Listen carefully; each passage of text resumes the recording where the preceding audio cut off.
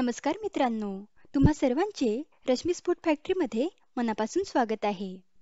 मित्रांनो, आज आपण अगदी कमी वेळेत बनणारा सोयाबीन पुलाव बनवणार आहोत. त्यासाठी एका भांड्यात अर्धा कप सोयाबीन वड्या घेऊयात. त्यानंतर यामध्ये ह्या सोया वड्या बुडेल इतपत गरम पाणी टाकूयात आणि 15 ते 20 मिनिटे ह्या वड्या भिजू देऊयात. आता एका भांड्यात 1 कप बासमती तांदूळ घेऊयात आणि 2 ते 3 वेळेस हा तांदूळ पाण्याने स्वच्छ धुवून घेऊयात.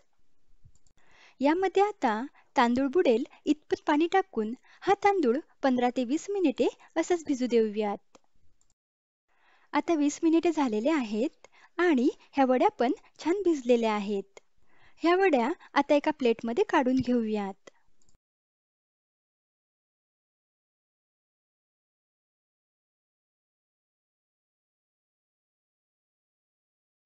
प्लेटमध्ये वड्या काढल्यावर ह्या वड्या हाताने दाबून त्यामधील एक्स्ट्रा पाणी काढून टाकायचं. मी व्हिडिओमध्ये दाखवित आहे त्या पद्धतीने.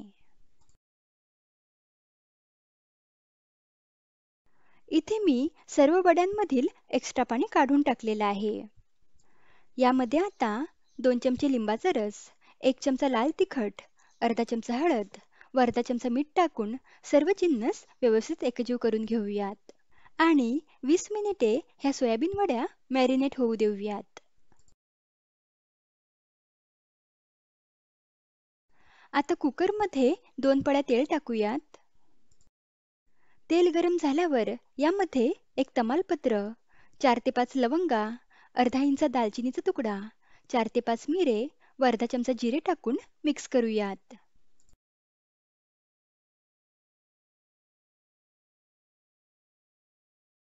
त्यानंतर यामध्ये एक मध्यम आकाराचा लांबसर कापलेला कांदा टाकूयात व मध्यम गॅसवर मिक्स करूयात.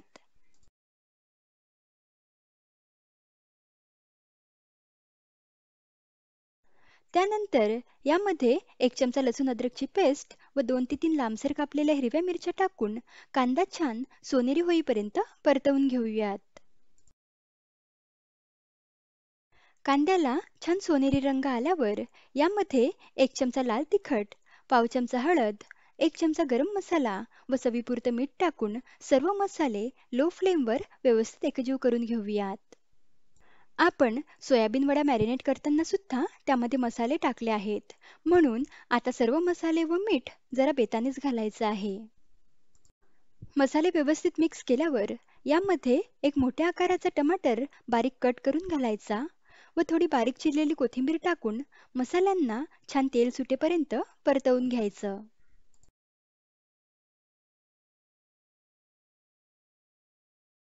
मसाल्यांना तेल सुटल्यावर यामध्ये मॅरिनेट केलेल्या सोयाबीन वड्या टाकूयात व मिक्स करूयात.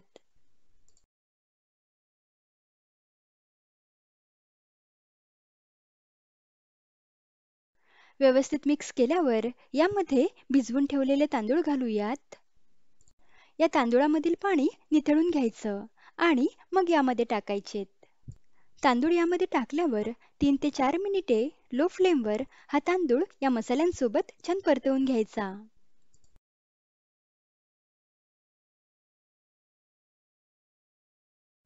तांदूळ 3-4 मिनिटे परतवून झाल्यावर यामध्ये 1.5 कप पाणी टाकायचं.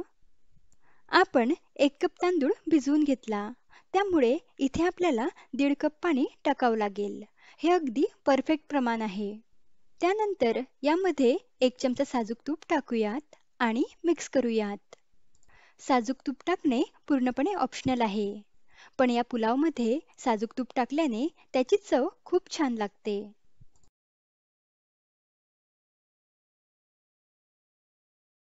व्यवस्थित मिक्स केल्यावर यामध्ये थोडी बारीक चिरलेली कोथिंबीर टाकूयात व कुकरला झाकण लावून मध्यम गॅसवर कुकरला 3 शिट्या काढून घेऊयात. 3 शिट्या काढून झाल्यावर कुकर पूर्णपणे थंड होऊ द्यायचा व नंतर झाकण उघडायचं.